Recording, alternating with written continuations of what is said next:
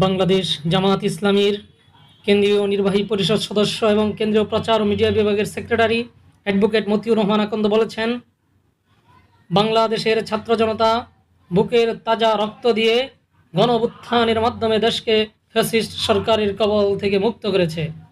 জনগণ আর ফ্যাসিবাদের দিকে ফিরে যেতে চায় না। ফ্যাসিস্ট আওয়ামী লীগ দেশের নির্বাচন ব্যবস্থা, বিচার বিভাগ, প্রশাসন, অর্থ ব্যবস্থাকে ধ্বংস করে দিয়েছে।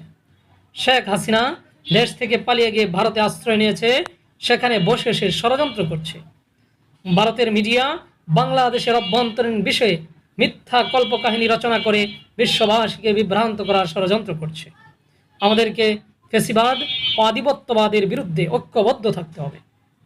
4 এপ্রিল শুক্রবার ময়মনসিংহের মুক্তাগাছা পৌরসভায় আয়োজিত ঈদ পূর্ণমিলন অনুষ্ঠানে প্রধান অতিথির বক্তব্যকালে তিনি এসব কথা বলেন।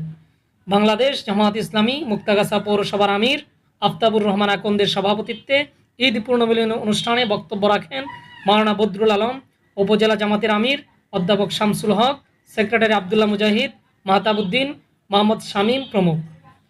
প্রধান অতিথির বক্তব্যে অ্যাডভোকেট মতিউর রহমান আকন্দ আরও বলেন, বাংলাদেশের ছাত্র জনতা ঐক্যবদ্ধ হয়ে 5 আগস্ট শেখ হাসিনার পতন ঘটিয়েছে।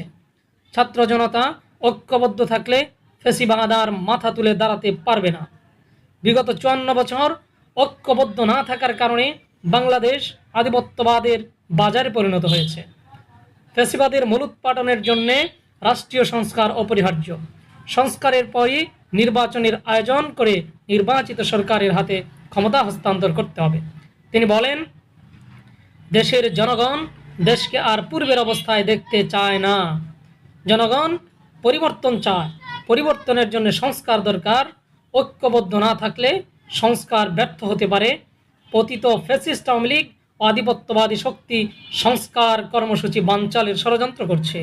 তাদের চক্রান্ত রুখে দেওয়ার জন্য আমাদেরকে ঐক্যবদ্ধ থাকতে হবে।